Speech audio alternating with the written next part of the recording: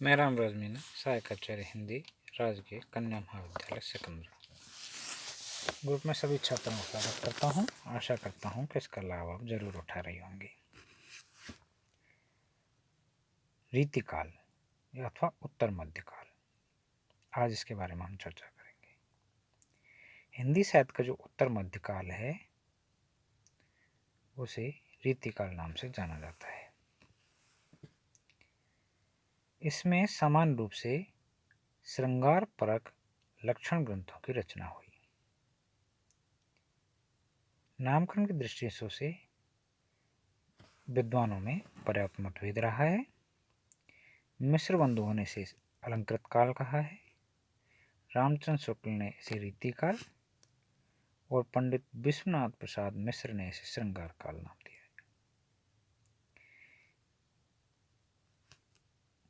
इन दो में से जैसे अलंकृत काल और रीतिकाल, जहाँ इसमें रचना पद्धति को आधार ग्रहण किया है, वहाँ अंतिम उस युग की रचनाओं के आधार पर है। इस युग के लिए अलंकृत काल विशेषण अधिक समीचीन प्रतीत नहीं होता। कारण मिश्र महोदय ने इसके समर्थन में जो तर्क दिए हैं कि इस युग की कविता को अलंकृत करने की परिपाटी अधिक थी, वह इसलिए मान नहीं हो सकता क्योंकि यह कविता केवल अलंकृत ही नहीं, काव्यांगों को भी इसमें यथोचित स्थान प्राप्त हुआ है। कवियों की प्रवृत्ति भी केवल अलंकार युक्त रचना करने की नहीं थी। इन्होंने इसकी अपेक्षा रस पर अधिक बल दिया है। संस्कृत काव्यशास्त्र में अलंकार शब्द विविध काव्यांगों का बोधक अवश्य रहा है। अतः इस अर्थ में यदि अलंकार विशेषण इस युग की काव्यांग निरूपण प्रवृत्ति के लिए ग्रहण किया जाए तो असंगत नहीं, क्योंकि अलंकृत शब्द इस युग की कविता का ही विशेषण हो सकता है, लक्षण ग्रंथों का नहीं, जो प्रचुर परिमाण में उपलब्ध होते हैं। इसलिए इस युग को किसी सीमा तक अलंकृत काल कहना भी युक्त नहीं हो सकता। इधर हिंदी में अलंकार शब्द काव्यांग विशेष के लिए रूढ़ है, काव्यशास्त्र के लिए गृहीत नहीं होता। अतः व्यवहार और इसलिए अव्याप्ति के कारण इसको स्वीकार करना संगत प्रतीत नहीं होता। जहाँ तक शेष दो विशेषण रीति और श्रृंगार का प्रश्न है, वे दोनों ही अपने अपने स्थानों पर महत्वपूर्ण है। इस युग के लिए रीति विशेषण का प्रयोग करने वाले आचार्य शुक्ल तक ने इसे श्रृंगार काल कहे जाने में आपत्ति प्रकट नहीं की है। इसका अर्थ कदापि नहीं कि इस युग को श्रृंगार काल कहना सर्वथा समीचीन है। इस नाम के पक्ष में जो भी तर्क दिए, इस युग के कवियों की व्यापक प्रवृत्ति श्रृंगार वर्णन की थी, उसके स्वीकार किए जाने में आपत्ति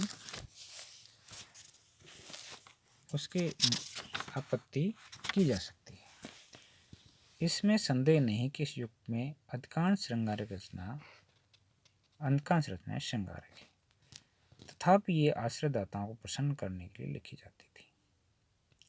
इसका प्रेरक तत्व कवियों की काम वासना नहीं, अर्थ है कि जो विलासी आश्रयदाताओं से इस प्रकार की काव्य रचना करके ही प्राप्त किया जा सकता था। वैसे इस युग में अनेक ऐसे कवि हुए हैं जो इस प्रकार के वर्णन करने पर अपने कर्म से असंतुष्ट है। उदाहरण देखिए, नृपति नैन कमलनि वृथा, चितवत बासर जाहे, हृदय कमल में हेर ले, कमल मुखी कमला है। ये बात इस पर बृहदारदास ने लिखा है, आगे के कवि रीझे तो कविताई, ने तो राधिका कनाई, सुमिरन को बहा। ये ध्वनि निकलती है कि इस प्रकार के श्रृंगारिक काव्य को वे काव्य कहने में ही संकोच करते थे। गोप, रसरूप, सेवादास आदि कतिपय कवियों द्वारा अपने लक्षण ग्रंथों में श्रृंगार का बहिष्कार भी इसी बात को प्रमाण करता है कि इन कवियों की मूल प्रवृत्ति श्रृंगारिक नहीं थी। श्रृंगार वर्णन के स्थान पर वे अपने ग्रंथों का प्रणयन सामान्यतः काव्यांग निरूपण के उद्देश्य से ही किया करते थे। अनेक कवियों ने अपने लक्षण ग्रंथों में यही कहा है कि इनका निर्माण दूसरों को काव्य रचना पद्धति का ज्ञान कराने के लिए कर रहे हैं। उदाहरण देखिए, भाषा भूषण ग्रंथ को जो देखे चितलाए, विविध अर्थ साहित्य रस ताहि सकल दर्शाए। और उदाहरण देखिए, जानो चहे जो थोरी ही रस कवित्व को वंश, तिन रसकन के हेतु ये कीनो रस सारंश। और देखिए, बाँझ आदित्य अंत लो, ये समझो जो कोई, ताही और रस ग्रंथ को फिर चाहनी हो। वस्तुतः इस युग में कवि काव्यांग चर्चा में उसी प्रकार गौरव का अनुभव करते थे जिस प्रकार ब्रह्म ज्ञान विषयक चर्चा भक्ति काल में जनसामान्य के लिए गौरव की बात हुआ करती थी।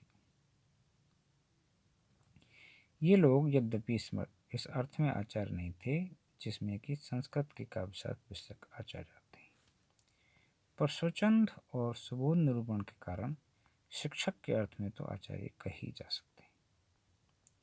इनमें चिंतामणि, कुलपति, दास, प्रतापशाही आदि तो ऐसे हैं जिन्होंने इस कर्म को अत्यंत मनोयोग के साथ ग्रहण किया।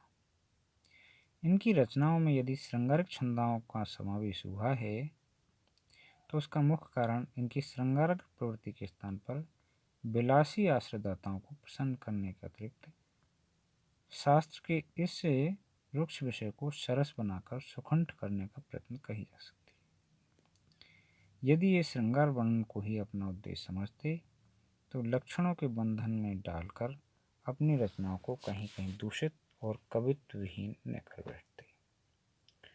स्वतंत्र ग्रंथ भी तो रचे जा सकते थे। बिहारी जैसे कवियों ने इस फेर में न पढ़कर स्वतंत्र रूप से श्रृंगारिक लक्षणों की रचना की है, किंतु इनके मूल में भी उनकी अपनी श्रृंगारिक प्रवृत्ति थी। यह नहीं कहा जा सकता, कारण ये तो विलासी आश्रयदाताओं के लिए ही लिखे गए हैं।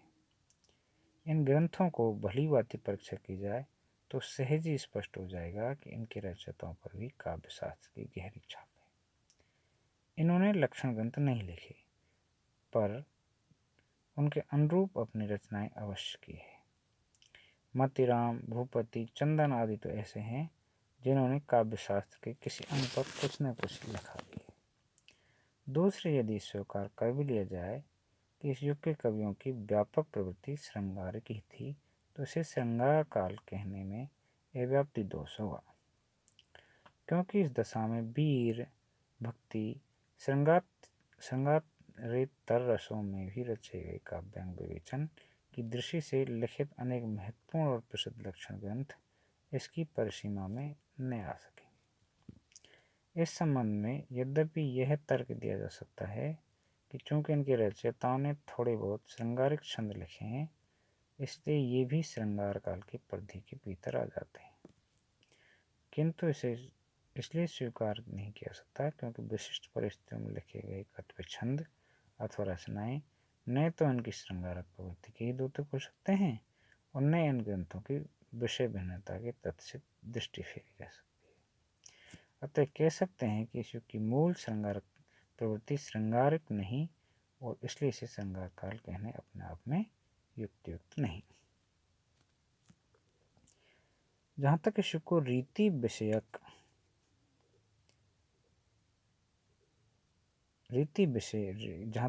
रीति विशेषण सहित प्रयोग में लाने का प्रश्न है उसके विषय में सहज ही कहा जा सकता है कि श्रृंगार काल की अपेक्षा यह अधिक वैज्ञानिक और संगत है, कारण इसमें रीति संबंधी ग्रंथ ही अधिकांशतः नहीं लिखे गए। अब तो इस युग के कवियों की प्रवृत्ति भी ऐसी ग्रंथ रचने की थी। इन कवियों ने श्रृंगारिक छंद रचे भी तो सामान्यतः स्वतंत्र रूप से रचित न होकर श्रृंगार रस की सामग्री के लक्षणों के उदाहरण होने के कारण रीतिबद्ध थे। इतना ही नहीं, रीति निरूपण की यह प्रवृत्ति अपनी विशिष्ट पृष्ठभूमि और परंपरा के साथ आई थी। भक्ति काल में ही काव्यशास्त्र लोगों की चर्चा का विषय बन चुका था।